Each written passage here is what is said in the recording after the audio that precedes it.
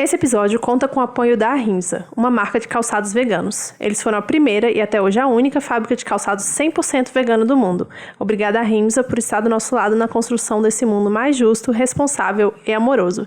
E você que está aí ouvindo, fica até o final que vai ter uma surpresinha da Arrimsa junto com outras mamas para vocês. Capitalismo é o vírus. Solidariedade é a cura. Vocês estão ouvindo Outras Mamas, com Thaís Goldcorn e Bárbara Miranda. E esse é o episódio 67. Veganismo não é tudo.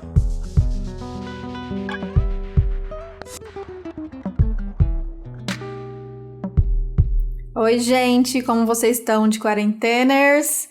Estamos aqui ainda com a sanidade mental mais ou menos em dia. Uns dias melhores, uns dias piores, fica oscilando. Eu acho que tudo bem, sem também achar que, ai meu Deus, eu não tô conseguindo aprender 37 línguas, fazer 300 cursos.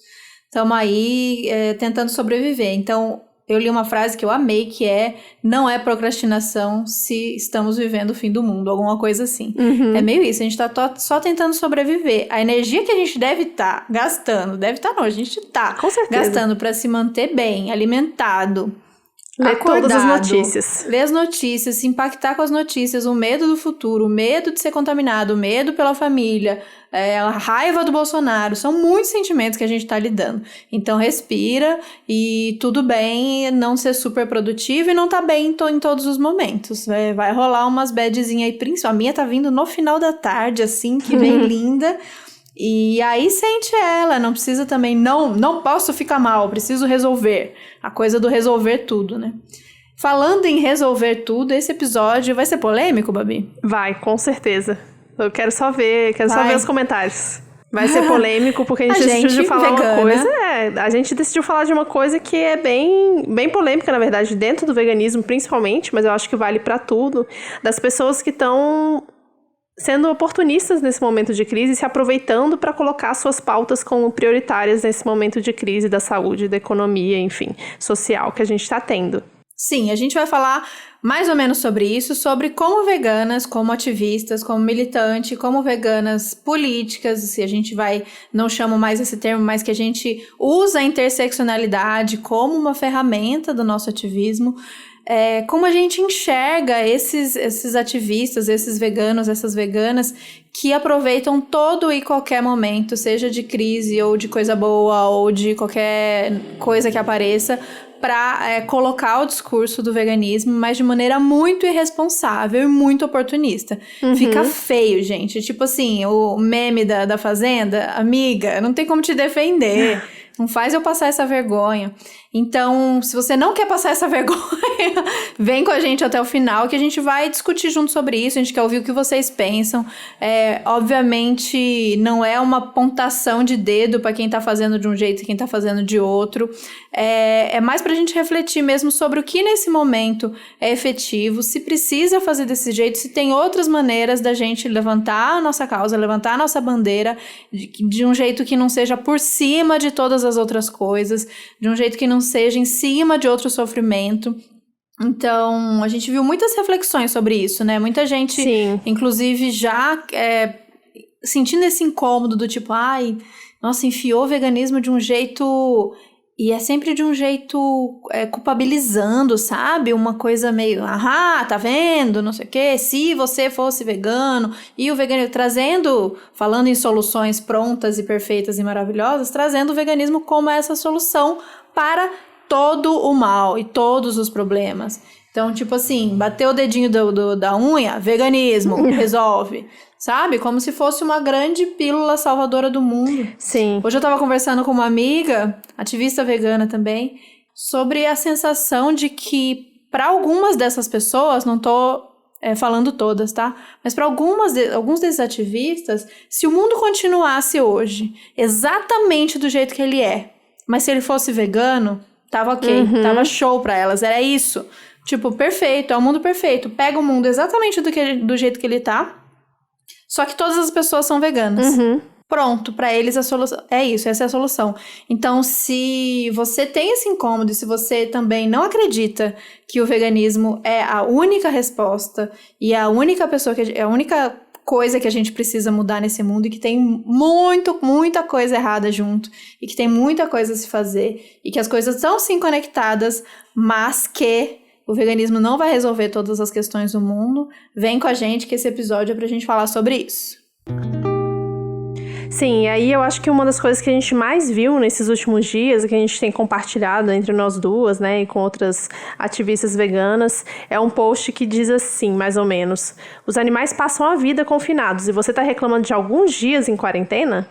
Ou então, uma coisa meio do karma, assim, da pessoa, sabe? Tipo, tem uma imagem com as pessoas olhando os animais no zoológico, e aí depois as pessoas confinadas dentro de casa, com os animais passeando livremente na rua, e elas se sentindo como se estivessem sendo observadas pelos animais, como se fosse uma questão de karma, né? Como se agora a natureza estivesse se vingando da humanidade por todo o mal que a gente causou a ela, assim, e a gente, como ser humano, tem que se responsabilizar por isso de uma forma de culpa mesmo, somente a culpa, só vem a culpa, porque a gente não pode fazer nada agora que a gente tá dentro de casa, basicamente isso, né?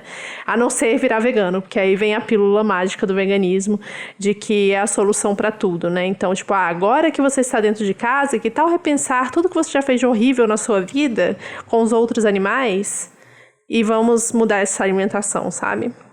E vai muito contra um discurso que a gente acredita de construção dessa outra forma da gente se relacionar, que é o discurso punitivista, né? Essa coisa do karma ou do ser humano pediu, isso é assustador, a gente não pode comprar esse discurso, por mais que a gente, muitas vezes... Eu já caí nesse discurso algumas vezes, de sentir raiva do que o ser humano faz e de achar que a gente que é ruim. A gente não é essencialmente ruim, gente, a gente é bom demais, a gente é maravilhoso. Quem, né, faz com que a gente... se relacione dessa maneira, e quem exercitou esse egoísmo e esse consumo louco e esse crescimento em cima de qualquer coisa, foi muito o sistema que a gente vive. Isso vem do capitalismo. Inclusive, a frase que eu li na abertura do episódio, que é: capitalismo é o vírus e solidariedade é a cura, é um picho, uma pichação numa parede. Vou postar essa foto lá no Medium para vocês verem depois. E isso foi riscado para escrever dessa maneira, porque a frase que vinha antes é: os humanos são o vírus e o corona é a cura. Esse papo é bem assustador e, inclusive, essa coisa de falar que o ser humano pediu isso e ele tá só carregando o que ele pediu, um ativista vegano conhecido, ele postou essa frase. Então, lamento muito todo o sofrimento que o Covid-19 vem trazendo e ainda trará, mas que o ser humano pediu, isso é inegável. Sabe, a gente não pediu isso, eu não pedi, e a gente não pode enxergar isso como uma punição pra gente. Se o mundo que a gente quer construir, se o mundo que a gente acredita não vai trazer esse olhar de punição sobre atitudes, né, a gente pode questionar e se responsabilizar por elas. Mas uma punição, então, essa natureza, ou Deus, pra quem acredita, é punitivista dessa maneira, sabe? A gente vai agora pagar por isso. Que é o que a gente é educado pra acreditar e que a gente tem culpa e na verdade eu acho que é usado muito na lógica de tipo, já que a gente é pecador, então tudo bem eu pecar e por aí eu vou continuar pecando. E ao mesmo tempo esse sentimento de culpa de eu preciso redimir os meus pecados, eu preciso ser perdoado por tudo aquilo que eu faço de errado. E aí vem esse punitivismo de Deus, né? Mas corrijam-me os cristãos se eu estiver errada, pelo menos esse é o entendimento que eu vejo, assim, e que eu sinto nesses diálogos. E eu acho que é muito também uma falta de recorte, né? Quando você fala que o ser humano pediu para isso, você está partindo do princípio que todo mundo tem o mesmo entendimento que você do que é a natureza, do que são os animais, a essência dos animais, do que é a humanidade, de como funciona a humanidade. E a gente sabe que não é verdade, né? A gente está falando aqui da nossa bolha, que é o quê? Nem 2% da população brasileira, né? Com quem a gente está conversando quando a gente joga essa culpa aí no ar de que é nossa culpa e agora a gente está pagando por isso, né? Se a gente não teve essa...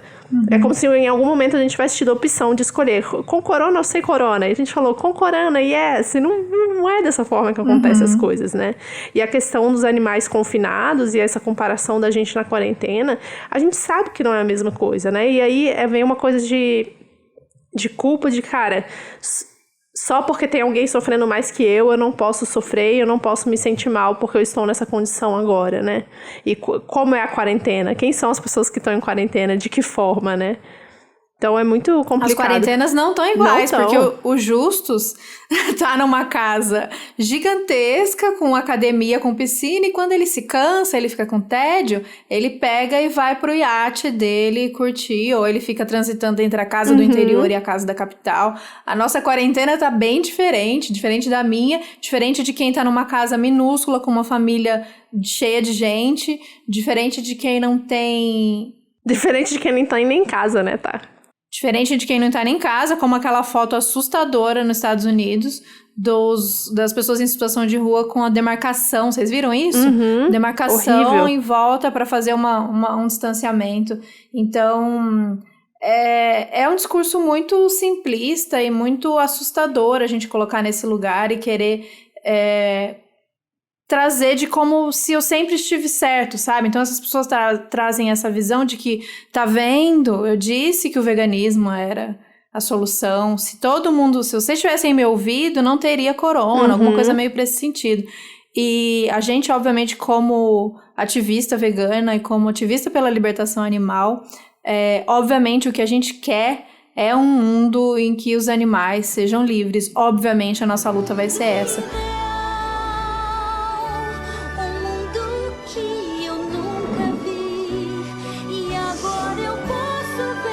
Mas acho que é ter uma noção de que momento a gente vai trazer esse discurso e a forma que a gente vai trazer esse discurso. O que esse discurso está construindo e o que ele está considerando. Isso que você falou sobre a gente colocar o ser humano causou isso, o ser humano é mau, o ser humano é ruim, o ser humano destrói. Que ser humano é esse, né? Sim. Que ser humano? Exatamente isso.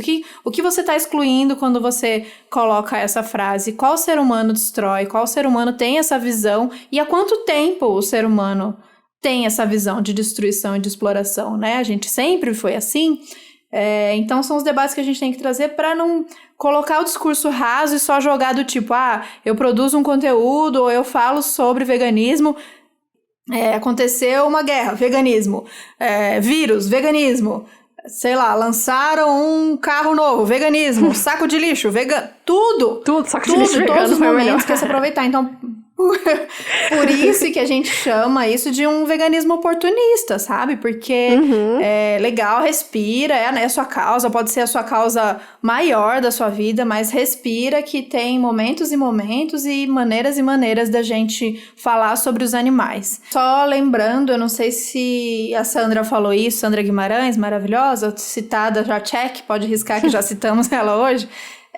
Falando sobre, não sei se foi em algum evento que a gente participou ou se foi no episódio, do tipo, como é essa questão de tratar de libertação animal, tratar de veganismo na Palestina, por exemplo, onde as pessoas não têm os seus direitos básicos assegurados, que as pessoas vivem com ameaça de bomba em cima das suas cabeças e tal. Como falar disso? Parece tão pequeno, tão menor. Como é que você vai falar para um cara que usa o burrinho de carga e o burrinho tá lá, coitado, passando mal, já carregando e sofrido, mas o cara também tá nas piores condições. Como é que você vai falar para ele que o burro tem direitos, que o burro tá sofrendo, se ele não tem o mínimo, né?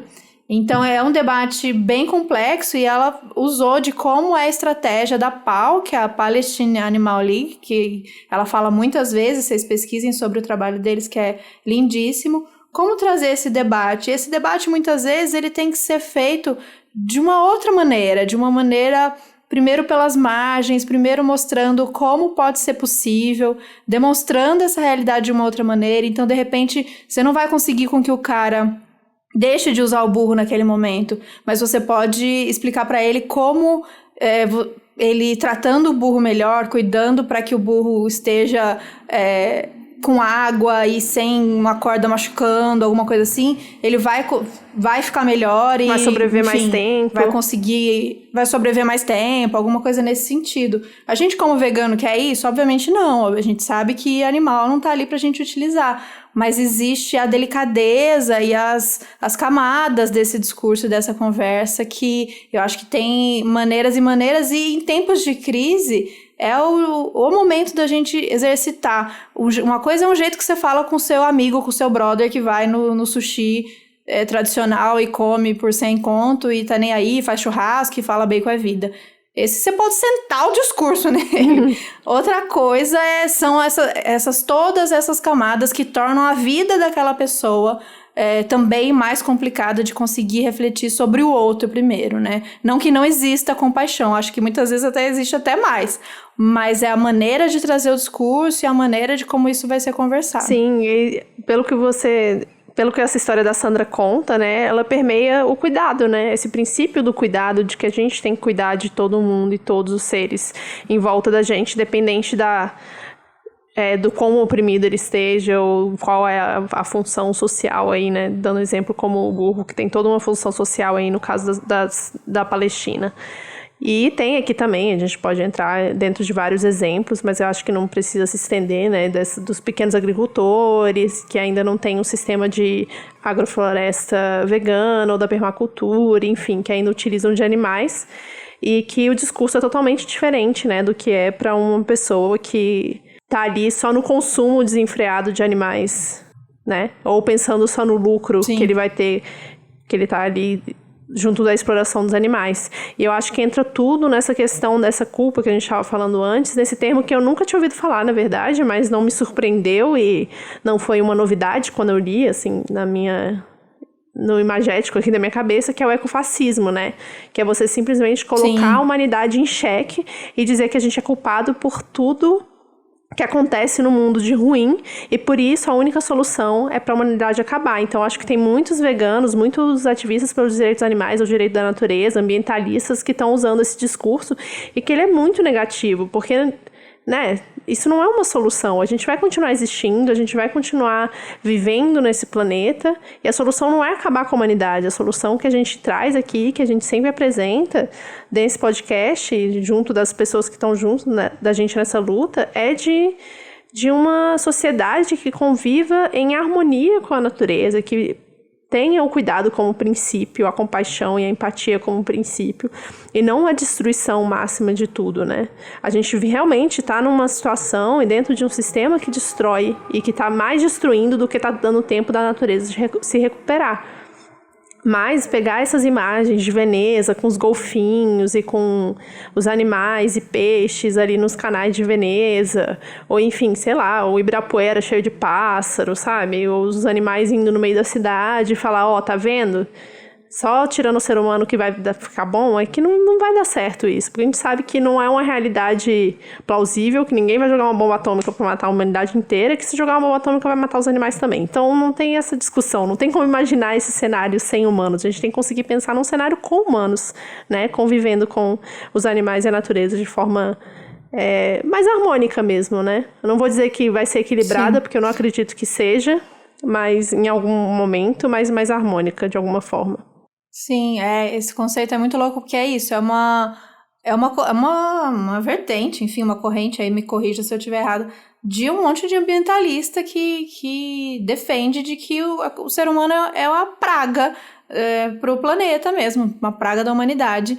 E a gente traz isso de novo para esse conceito de que o ser humano é essencialmente mal, né? Essencialmente ruim.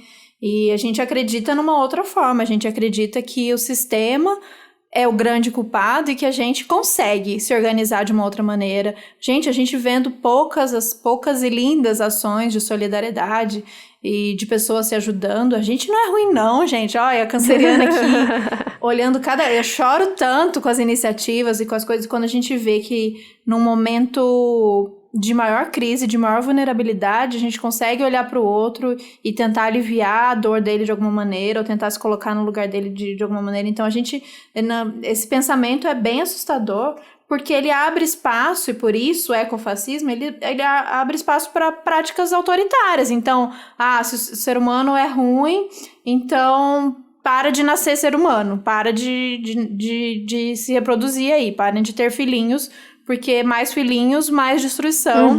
Então vem esses pensamentos meio assustadores, assim, autoritários, de tipo, ser humano é um bicho ruim, então eu não quero... E principalmente, que aí entra a xenofobia, principalmente o ser humano, sei lá, chinês. Porque o chinês tem chinês sujo, demais no mundo. é pouco, é esquisito, tem chinês demais no mundo, come coisa esquisita, aí começa as barreiras antimigratórias, ou tipo, não aceitar, isso, né, já no geral, antes da crise, não aceitar pessoas de outro país, olhar de maneira culpabilizando mesmo, ou como se fosse uma ameaça quando chegam imigrantes, refugiados, enfim, no seu país, do tipo, não, vamos fechar porque vem... Ou achando que é descartável, tipo no jornal francês, que eu não sei se vocês viram hoje, mas eu vi no Twitter, Exato, achei horrível. O pessoal do jornal, eu não sei se tinha algum cientista no meio, discutindo a possibilidade de testar a vacina do coronavírus na África.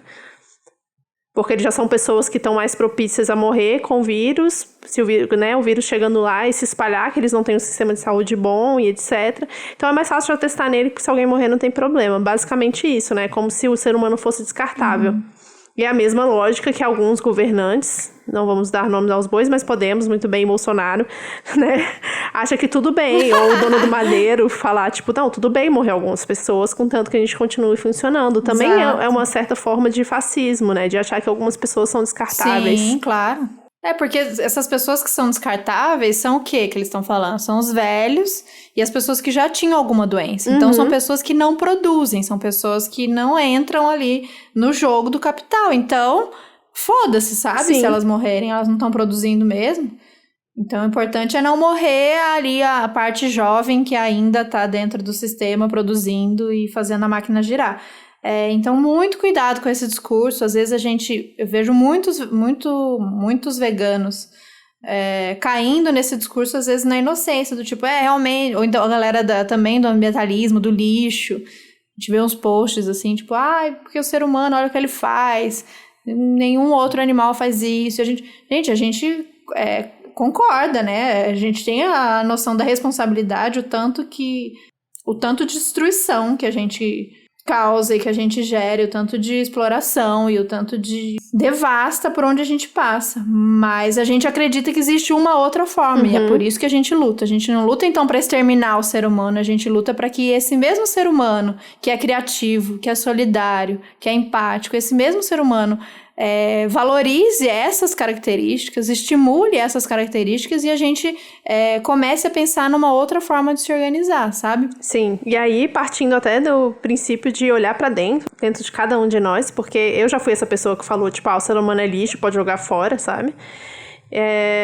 De ver a capacidade na mudança das pessoas, né? De acreditar na mudança das pessoas e que as pessoas têm a capacidade de entender isso que a gente está falando, de entender que a gente pode mudar, de que pode ser diferente, para poder construir alguma coisa nova, né? Não acreditar que a gente é imutável, porque é isso, esse discurso ecofascista, ele coloca o ser humano como uma coisa totalmente imutável, assim, as pessoas não podem mudar, já que as pessoas não podem mudar, vamos acabar com tudo.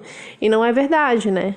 E aí, trazendo um pouquinho essa questão que você chamou, tá, dos mercados lá na China, que rolou principalmente no começo do coronavírus, eu acho que agora já disseminou mais informação sobre isso, mas principalmente no começo estava rolando muito preconceito com os orientais em geral, aliás, vários casos de pessoas que apanharam na rua, que foram xingados, etc, até em São Paulo, não foi só, tipo, nos Estados Unidos, que é onde acontece, tem uma xenofobia maior, né, mas... das pessoas serem maltratadas simplesmente por serem orientais, porque o que saiu foi que os chineses estavam comendo morcegos ou animais silvestres, e por isso que esse vírus tinha chegado na humanidade, né? E aí, se você estudar a história dos vírus, e aí eu acho que vários veganos estão compartilhando isso bem, precisamos também falar bem dessas pessoas que estão compartilhando essa informação de forma correta, de que vários dos vírus que chegam mesmo na humanidade, várias dessas pandemias que aconteceram nos últimos anos, e os cientistas estão falando que vão acontecer cada vez mais, se dão devido ao consumo de carne, né? Então, são vírus que estão só ali nos animais e vêm para os humanos e se espalham de uma forma totalmente inesperada, como foi o caso do SARS. Enfim, o Átila fala muito sobre isso, né? Aliás, o Átila falou muito bem sobre isso no Roda Viva, que foi na última segunda-feira. Falar, cara, não é só os chineses que comem carne de carne de animais silvestres. Aqui no Brasil a gente come tatu, a gente come jacaré, a gente come, enfim, vários animais que também são silvestres que teoricamente não seriam comidos, né? Porque a gente tem nesse imaginário de que se a gente só come galinha, porco e vaca, mas é uma mentira dentro da realidade do nosso país. Existem esses mercados, assim como existe na China, esses wet markets que chama, né? Que são os animais, tem os animais vivos e os animais semi-mortos ali, né? Que acabaram de ser mortos também.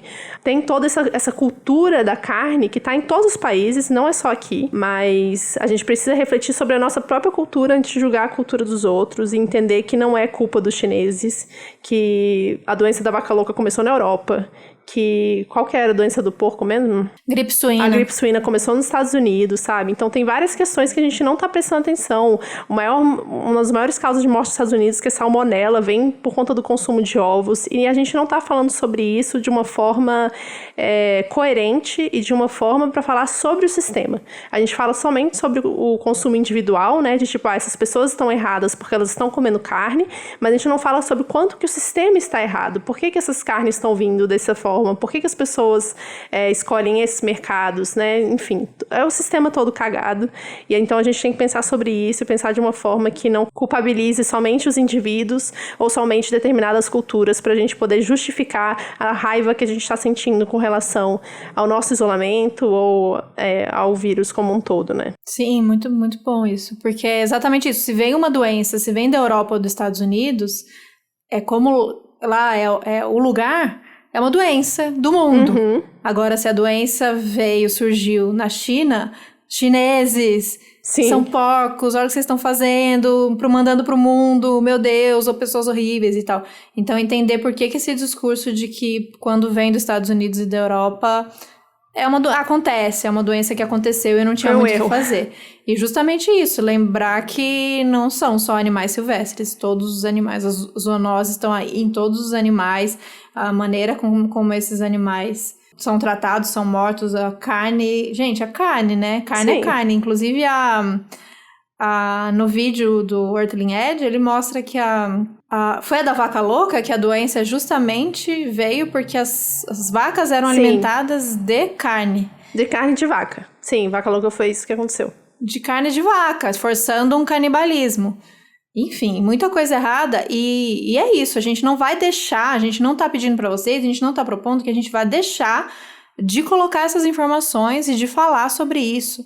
Né? Não é negar, não é fingir que não é fingir que não tem nada a ver com o consumo de animais. Eu acho que é a responsabilidade, né, no discurso e buscar os dados mesmo, não cair em discurso raso ou em fake news ou exagerar alguma coisa só porque, valendo, defendendo o veganismo, eu vou até aumentar aqui um negócio, inventar um ponto a mais, porque é tudo ruim mesmo, o importante é que as pessoas virem veganas. Acho que é o momento maior de responsabilidade do conteúdo que a gente vai compartilhar e que a gente vai falar para as pessoas. Uhum. Mas não deixa de ser, sim, uma oportunidade da gente poder conversar e falar mais sobre isso. E aí vem muito também do discurso, que a gente já falou bastante sobre isso, principalmente eu acho que no começo do nosso podcast, né, com o livro, enquanto a gente estava lendo o livro, das comparações que as feministas fazem, das feministas veganas, né, fazem principalmente durante o 8M para falar das fêmeas, que tipo, por um feminismo que lute por todas as fêmeas, e que a gente também acha que isso é uma certa forma de oportunismo, né, tipo assim, de tentar encaixar uma pauta num dia que não é para falar dessa pauta, né. Todo ano, todo 8M, todo 8M eu vejo isso, todo 8M desde que eu sou vegana, porque antes eu não reparava nisso. Mas eu vejo isso e no começo era um incômodozinho que eu não entendia de onde vinha e agora que a gente já discutiu sobre isso, já ouvi a opinião de outras feministas veganas e de outras feministas não veganas, eu entendo de onde vem esse incômodo e hoje eu sou categoricamente contra a gente utilizar um espaço que é o 8M, que é um espaço tão importante para a luta das mulheres, a gente trazer a pauta do veganismo, a pauta dos animais não humanos nesse momento. A gente acha que tem relação? Porra, sim, a gente faz um podcast que chama Outras Mamas, que mostra a relação entre o carnismo e o machismo. Obviamente, a gente sabe que tem relação, mas a gente acredita que o 8M e outros espaços ligados à luta das mulheres é um espaço da luta das mulheres, e é uma luta muito específica, é uma luta antiga, ao mesmo tempo é uma luta invisibilizada. Então, eu acho importante a gente se colocar como veganas nesse momento, não digo não trazer a pauta. Eu acho massa quando vem, sei lá, você vai fazer o cartaz, vai fazer a faixa, veganas... no 8, sei lá, alguma coisa assim, né? Mostrando que a gente tá ali como feministas veganas no 8M. Ou feminista antiespecista, tipo. Enfim. Isso. Mas aquelas frases do tipo... se o seu veganismo não inclui as vacas, não é veganismo. Seu feminismo. Não, contrário. Se o seu feminismo não inclui as vacas, não é feminismo. Ou justamente essa, por um feminismo por todas as fêmeas. Alguma coisa nesse sentido. São duas causas, são duas pautas diferentes, apesar de irmãs. Então, tem um momento de uma, tem um momento de outra. E a gente tem que saber ter esse olhar, não só de diferenciar para fortalecer a luta das mulheres naquele momento, mas também como estratégia.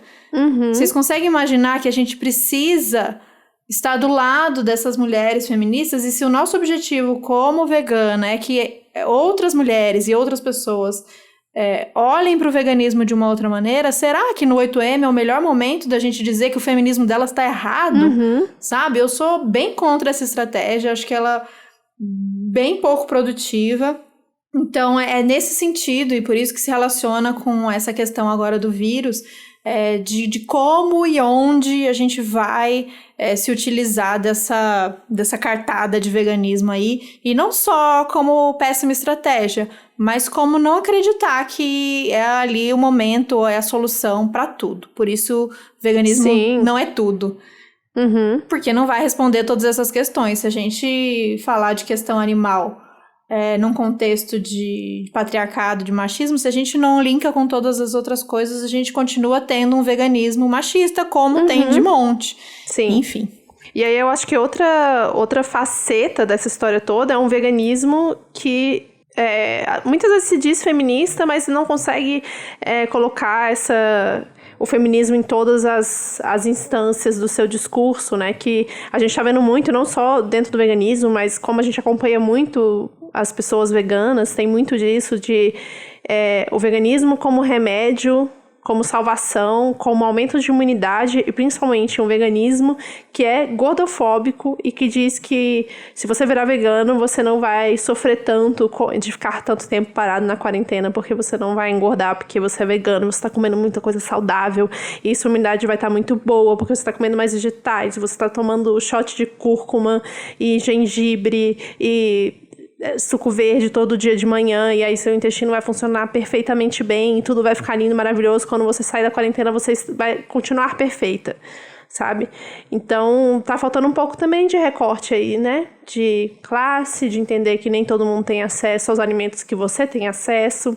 Por exemplo, eu queria comprar caqui, não consegui comprar caqui. Não, brincadeira, gente, tô zoando. Ai, meus pesos. Mas falando sério agora. Mas falando sério, de que entender que, cara, agora talvez não seja a hora da gente falar de comida como salvação. Na verdade, eu acho que nenhuma hora é a hora de falar de comida como salvação, né? A comida, a gente pode falar dela como transformação social, mas não como salvação, como uma pílulazinha que você toma, né? Que é o que a Thaís sempre fala, de tipo, a gente tá querendo soluções rápidas o tempo inteiro. Esse veganismo que vem como solução, ele simplesmente não funciona, porque essa solução rápida não vai dar uma mudança de sistema, que é o que a gente quer, né? Exato, essas promessas muito perigosas, né, do tipo, que tipo de coisa a gente tá querendo oferecer para as pessoas como recompensa, parece, né, por elas terem virado veganas, porque se esse discurso vem de pessoas veganas, na real, se for um veganismo de verdade, foda-se como, né, seu corpo, como vai ficar, como não vai ficar. A gente tá falando pelos animais, então é uma estratégia usada do tipo, e eu já ouvi muito isso de uns veganos liberais, de uns uns ativistas, influencers e tal. Não, a pessoa às vezes não se importa com os animais, mas todo mundo quer ficar magro. Eu ouvi isso, tá? Da boca dessas pessoas. Todo mundo quer ficar magro, todo mundo quer ter a pele boa, todo mundo quer ter a unha boa, todo mundo quer ter um cabelo lindo. Então, se você disser, no veganismo você vai salvar tantas vacas e a pessoa cagar, mas se você disser que no veganismo você vai ficar magra, você vai ficar disposta, sua pele vai ficar boa, aí as pessoas vão querer e tal. Então, a gente pode usar por esse motivo, blá, blá, blá.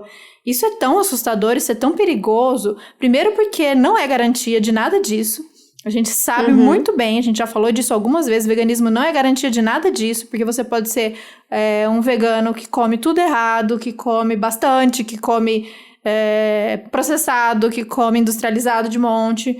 Ou pode ser que o seu organismo funcione de uma maneira X. Tem outros fatores que não é só alimentação, que é emocional, que é exercício físico, que é saúde, que é genética, que é o lugar que você vive, que é os acessos que você tem. A gente sabe que não é tão simples assim, né? Aprendemos com todas as maravilhosas que passaram por esse podcast como convidadas.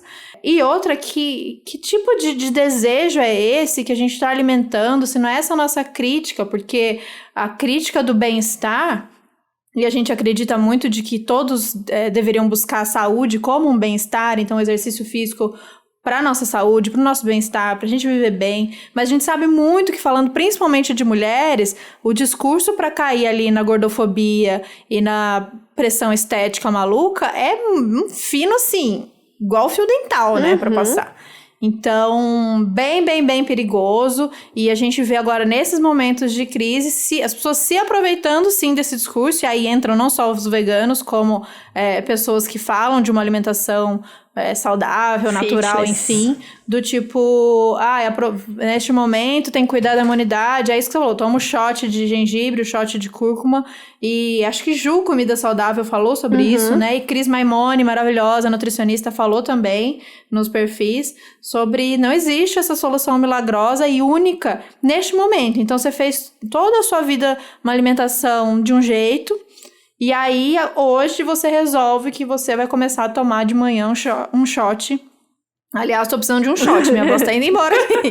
Um shot de cúrcuma de gengibre. Pronto, estou protegida contra o coronavírus, sabe? É irresponsável demais, gente. E aí o veganismo entra nesse discurso como se só existisse a possibilidade de um veganismo saudável, né? Que nem você falou, cara, nem sempre cabe no momento. Pô, a gente tá num momento que a gente não sabe como que vão ser os próximos meses. É óbvio que a gente... sempre que possível, e a gente que tem recursos, a gente tá fazendo um esforço para comer saudável agora, porque a gente sabe que a gente precisa estar saudável para qualquer momento futuro, né? Mas nem todo mundo tem essa possibilidade, e a gente pensa no autocuidado como uma forma de fortalecimento para a luta. E não como uma forma de fortalecimento individual, que cada um vai estar bem para sair maravilhoso depois da quarentena, ou para se pegar o coronavírus, sair muito bem e sair ileso dessa, sabe? Então... é uma coisa muito de um discurso meio raso mesmo. Quando a gente está falando de um veganismo para transformação social, a gente está falando de pessoas que realmente estão fazendo a diferença na vida de outras pessoas, da natureza e dos animais, né? Então a gente fala de uma coisa antissistêmica, anticapitalista, e por isso a gente cai muito em cima, por exemplo, das grandes corporações que não estão parando neste momento, né? Seguindo aí o coronacapitalismo aí no Instagram, ou dessas grandes redes de mercado, ou de restaurantes, tipo fast food, que também não estão parando direito como deveriam estar, ou estão demitindo os funcionários, e estão lá com seus hambúrgueres veganos, com seus lanches veganos, e vão continuar lucrando depois dessa crise.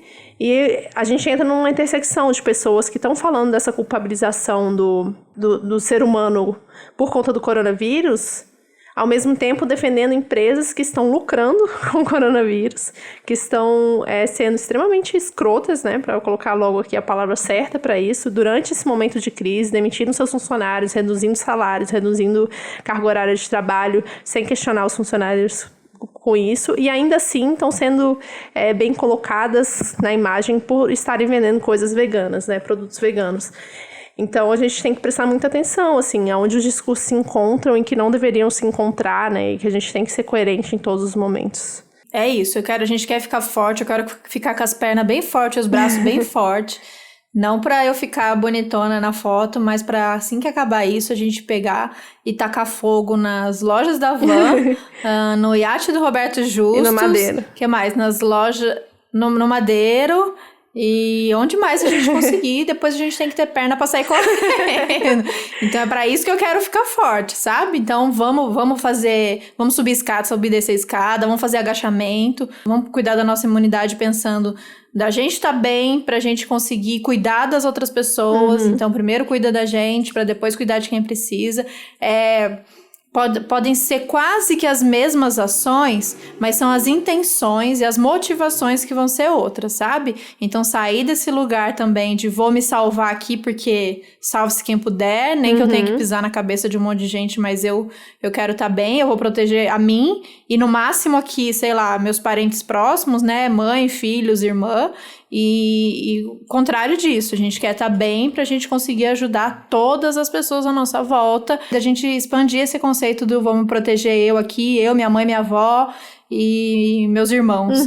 Não, vamos olhar para todas as pessoas com esse olhar e outras configurações também, né? Pensar nos amigos, nas pessoas próximas, as pessoas do seu prédio, as pessoas do seu bairro, as pessoas da sua cidade.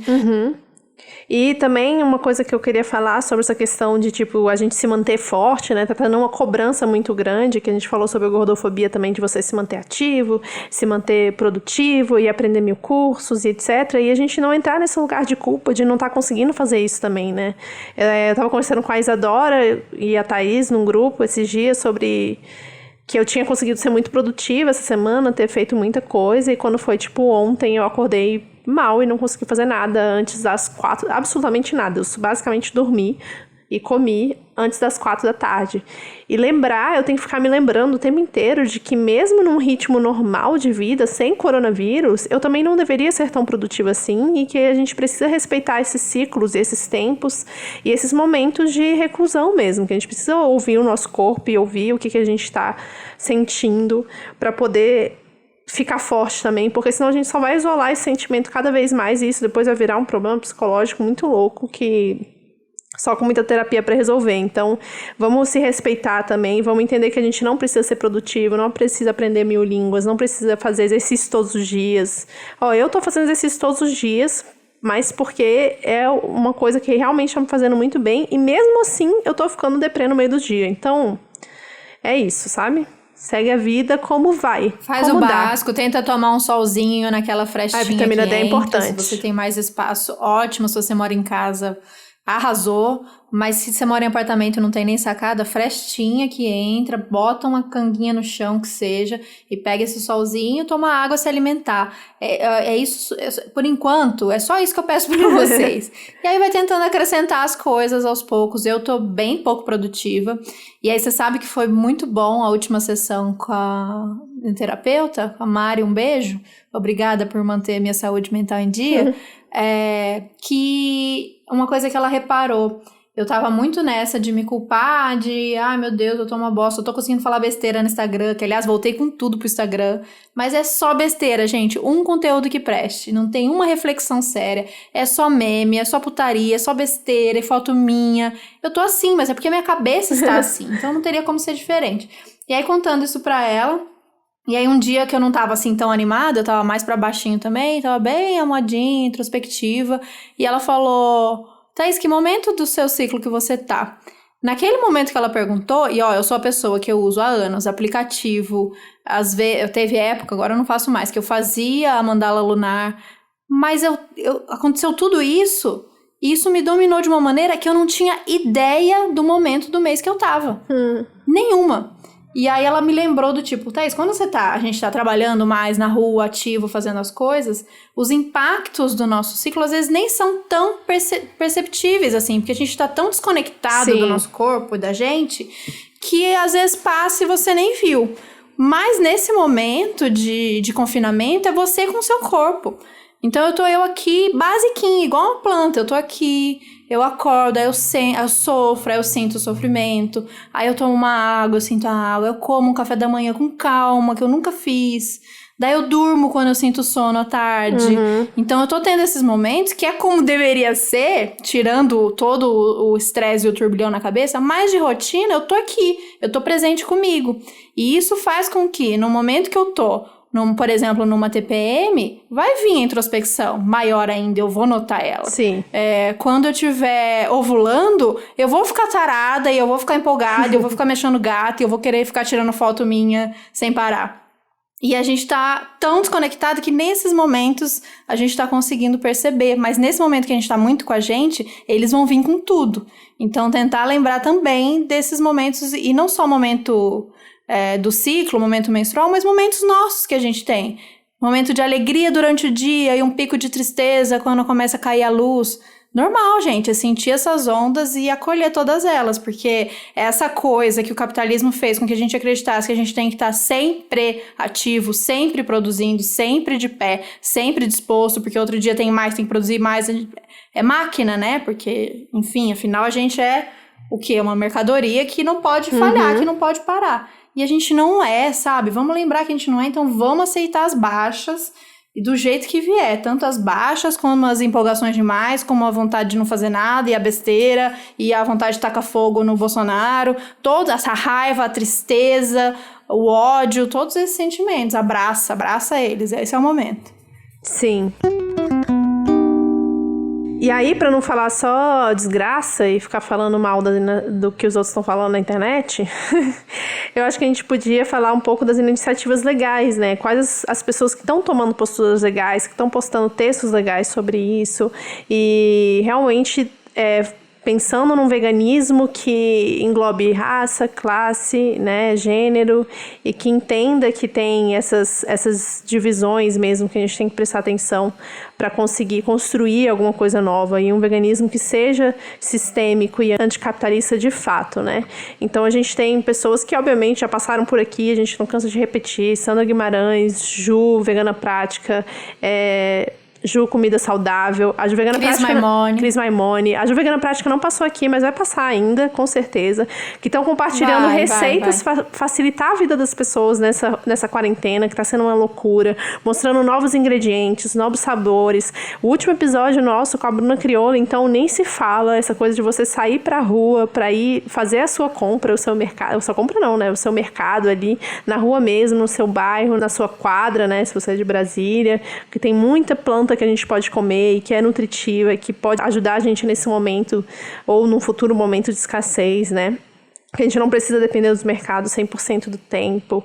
Ou iniciativas legais de pessoas que não necessariamente são veganas, mas estão fazendo muito mais pelo mundo do que qualquer grande empresa aí, como, por exemplo, o MST, que doou um monte de arroz para as pessoas que estavam precisando, né? Você está pegando o maior produtor de arroz orgânico da América Latina, doando simplesmente alimento para as pessoas que precisam nesse momento, enquanto tem uns bosta demitindo gente aí. O que mais, tá? Sim. As pessoas que estão fazendo marmita para as pessoas na rua. Tem muito restaurante pequeno que não fechou e está trabalhando metade fazendo delivery para as pessoas e metade doando comida para as outras pessoas que precisam. E seria legal vocês também compartilharem isso com a gente, né? Para a gente poder recompartilhar isso.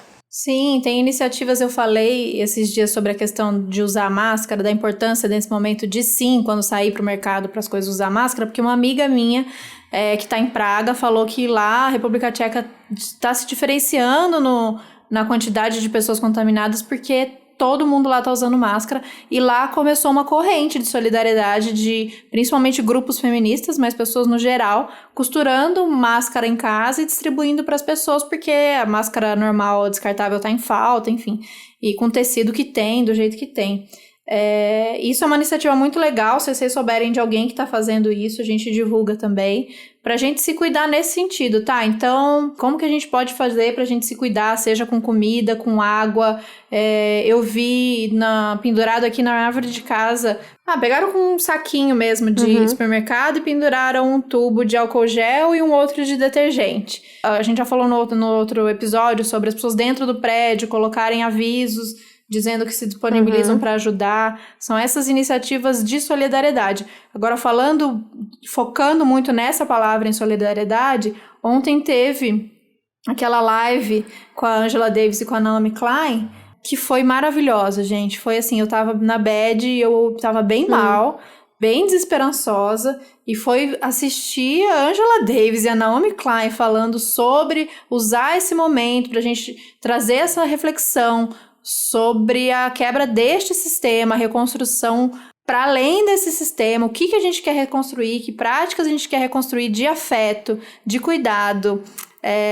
A Naomi Klein estava falando sobre essa questão da gente tentar se preocupar com a maneira que a gente vai passar para nossas crianças que o outro é um vírus, né? Que a outra pessoa é uma ameaça. Então, a gente não tá podendo abraçar, não tá podendo ver as pessoas, mas isso é um momento agora de cuidado específico, mas pra gente não deixar que no imaginário dessas crianças, que na construção dessas crianças, elas entendam o outro ser humano como uma ameaça, como alguém que eu não posso, que vai me causar um mal que eu não posso encostar, que eu não posso abraçar, que eu não posso pegar. Então, isso é bem perigoso pra gente pensar em como a gente vai passar isso para nossas crianças nesse momento. Que sim, estamos vivendo um momento de crise e que tem que tomar todo o cuidado do mundo, mas que os afetos vão ter que ser explorados de alguma maneira. E legal, afeto virtual bacana, fazendo Skype, isso é o que a gente tem agora, mas relembrar que o afeto do contato, ele vai poder voltar a existir, ele precisa voltar a existir, sabe? Então essa live, ela ficou salva. Eu não lembro agora o perfil do Twitter, mas a gente coloca no Medium pra quem quiser assistir. Eu acho que tá no Facebook também. Foi linda demais. Só que o problema é que não vai estar legendado, né? Então aí pra quem... E aí foi bem longo, acho que é inviável legendar agora. Mas quem conseguir pegar, tem algumas falas que estão bem tranquilas, devagarzinho. Quem tiver o mínimo, acho que consegue pegar. E eu acho que a gente aplica isso dentro do veganismo quando a gente fala sobre ressignificar as relações, né? Então, quando a gente está falando sobre veganismo que compreende todas essas nuances do que é ser humano, né? Nesse mundão que a gente vive, a gente está falando de um veganismo que consegue, neste momento, ser empático e não julgador, né? Que traz essa mensagem de empatia, de solidariedade, de um veganismo que doa, de um veganismo que fala, tá, tudo bem, vamos pausar um momento, tudo isso que a gente estava falando sobre os animais, para falar sobre outra coisa agora neste momento. E depois talvez a gente converse sobre os animais, ou a gente converse sobre os animais no meio, sabe? E não necessariamente impor o goela abaixo o discurso do veganismo em qualquer situação. Então acho que fica de reflexão aí para todo mundo. Se você discorda da gente também, manda uma mensagem, vamos conversar. Acho que a gente pede pouco isso para as pessoas, né, tá? De falar diretamente com a gente se você ouviu o episódio e tem alguma coisa para acrescentar, ou discordou e quer mostrar a sua visão. A gente é super aberto para tudo isso. E eu acho que é isso. É isso. Falando aí de pessoas veganas que estão fazendo um trabalho muito legal, a gente falou desde o começo que esse episódio é patrocinado pela Rimsa e terão outros episódios patrocinados pela Rimsa. Então, muito obrigada, Rimsa, por proporcionar esse episódio pra gente e pras pessoas que estão ouvindo a gente. E o que a gente queria falar de novidade é que a gente tem um cupom de desconto agora no site da Rimsa. Eles estão dando 20% de desconto com o código Outras Mamas. É só entrar no site, usa nosso cupom se você quiser comprar. Eu sei que vai ser difícil sair com algum sapato agora, né? Mas assim, depois da quarentena, quem sabe, quando a gente puder voltar a sair. Tem gente também que tá se vestindo dentro de casa, tá ótimo também. Eu sou a pessoa que não tá conseguindo se vestir dentro de casa. Eu tenho exatamente 3 peças de roupa que eu uso. É pijama, uma pra sair e uma pra ficar dentro de casa. Aí eu lavo e uso as mesmas roupas. Mas vai ter um momento em que a gente vai voltar a sair e vai usar esses sapatos maravilhosos. Vai ter esse momento. Mas você sabe que eu tô muito aproveitando esse momento, já que eu tô em casa, pra coisa que você já tinha um sonho de ter, porque eu não compro mais muito. Mas o que eu quero mesmo, eu pensei por meses. Então eu tô aproveitando esse momento em casa e fazendo umas compras online de algumas coisas que eu já namorava faz tempo. Acho que essa é uma oportunidade, você olhar o site com calma, ver exatamente o que você quer, namorar bem, e aí você compra com o código de desconto do Outras Mãos. Sim. Então é isso, gente. Muito obrigada. Até a próxima. Semana que vem tem mais. Sim, é isso. E vamos falando e lembrando que mesmo com esses episódios patrocinados, a gente continua precisando muito de vocês. Então, quem considerar apoiar esse podcast financeiramente, entra lá no nosso Apoia-se. E que todo mês você vai receber uma newsletter com notícias diretamente do fim do mundo e participar de sorteios muito legais que a gente tem feito. Esse apoio de vocês É o que a gente valoriza tanto, tanto, tanto e agradece sempre, porque é muito massa saber que quem ouve o nosso podcast é quem tá lá fortalecendo o nosso trabalho para que ele continue, para que ele aconteça. Então, muito obrigada, nossas apoiadoras amadas. E até a próxima. Até semana que vem. Tchau, tchau.